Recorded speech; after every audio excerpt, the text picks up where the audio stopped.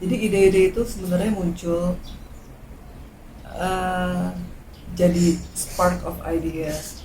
Tapi sebenarnya apa? Sebenarnya sebelum muncul pun itu udah ada di dalam diri kita. Tinggal dia nunggu untuk dicentik, tinggal dia nunggu untuk disentil. Maka itu keluar dan mencuat menjadi ide. Nah, sebenarnya sebelum di stimulasi itu dia udah ada dalam diri kita. Sekarang gimana caranya kita memasukkan itu supaya ada dalam diri kita? Isi kepalamu dengan hal-hal yang bagus, maksudnya yang bagus yang memang akan berguna buat kita gitu.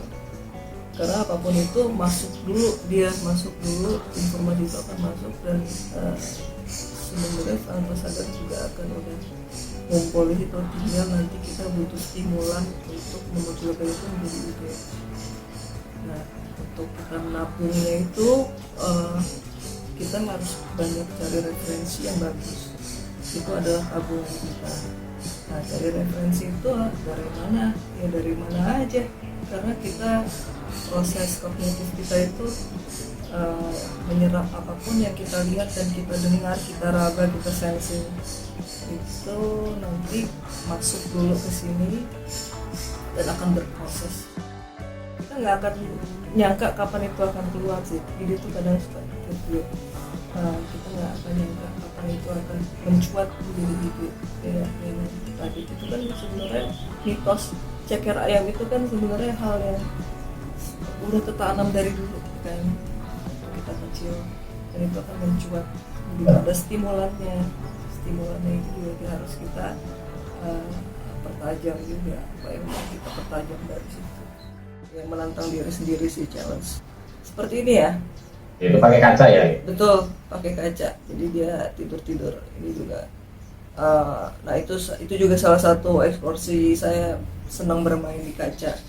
Biasanya asistennya itu ada berapa, Mbak? Ya paling 1 atau 2 orang lah ya yang bantuin, karena paling kalau bermain sama kaca tuh pasti ada yang Pegangin? ya harus ada yang pegang. Jadi apalagi model-model untuk foto-foto finer itu harus mentalnya harus bagus, karena kita suka minta pose-pose yang nggak lazim gitu kan. Terus jadi bukan pose cantik. Kalau pose cantik kan rata-rata nyaman ya, nyaman tinggal senyum cantik kanan kiri. Nah, kalau model-model untuk foto-foto begini ya, orang bilang susah dapat ide. Sebenarnya itu karena kurang menggali apa yang ada di dalam aja, karena setiap orang pasti punya cerita, dan itu tuh folder memori itu bisa diwujudkan dalam bentuk visual. Nah kayak ini misalnya bikin cerita yang ada kaitannya tentang matematika, karena saya suka matematika dan dulu termasuk pelajaran favorit waktu sekolah ya, atau kuliah, makanya kuliah di teknik. Atau hal-hal kecil yang kita jumpai di sehari-hari ya, seperti ini cerita tentang anak kembar, jadi mereka twins. Itu idenya karena apa sih rasanya mereka jadi anak kembar, kayak satu orang jadi dua gitu. Nah ini juga ketakutan tentang fear, sesuatu yang dari dalam diri. Kebetulan saya takut sama reptil jadi itu bisa jadi ide di situ. Dan saya pernah juga bikin cerita kayak semacam short stories. Itu idenya karena teman saya yang pengen dibikinin foto gitu. Dia bilang dia suka cerita vampir karena waktu itu lagi ngehits kayaknya itu apa namanya Twilight apalah itu ya.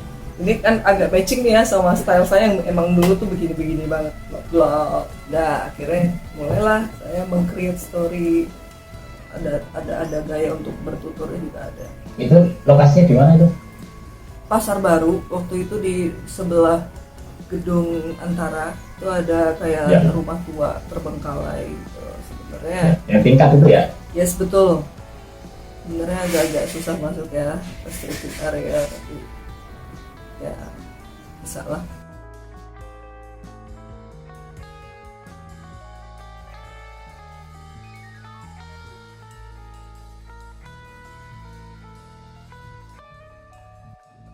Mix media itu dia tampilan outputnya, dan itu dibikin pada saat ya terutama harus berpameran. Jadi karena saya harus berpameran, saya memikirkan bagaimana hasil akhir atau output dari karya saya itu seperti apa. Nah, tapi kan banyak karya-karya yang dibuat dengan tujuan tidak untuk berpameran. Nah, tapi karya-karya itu dibuat tentu saja tidak asal-asalan, melalui proses. Kalau saya membagi proses berkreasi itu ada 3. Semua melewati 3 proses ini. Pertama adalah proses perencanaan, yang kedua itu proses pelaksanaan atau photoshoot, dan proses yang ketiga adalah editing. Menurut saya ketiga proses ini butuh kreativitasnya masing-masing. Satu orang dengan lainnya akan berbeda. Banyak yang lebih kreatif di tahap perencanaan, pada saat photoshoot, pelaksanaan. Ada yang lebih senang untuk menghabiskan waktunya di saat editing gitu. Kalau saya pribadi, saya lebih menghabiskan waktu di tahap yang pertama, perencanaan. Ya, pertama untuk proses harus semuanya direncanakan.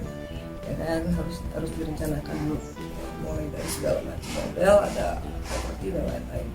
Tetapi yang lebih spesifik adalah karena mulai dari untuk mencari idenya itu. Jadi karena idenya sifatnya lebih spesifik, dan proses kreatif itu mulai dari cari ide lalu breakdown itu sehingga biasanya muncul apa yang disebut photoshoot planning.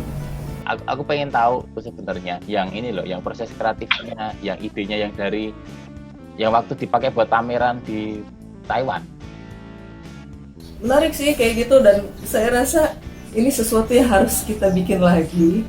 Mungkin di sini bisa kita sadur gitu ya, pameran fotografi yang tidak konvensional ya. Sekarang sih lumayan udah mulai bermunculan yang kayak gitu, dan itu sangat menyenangkan.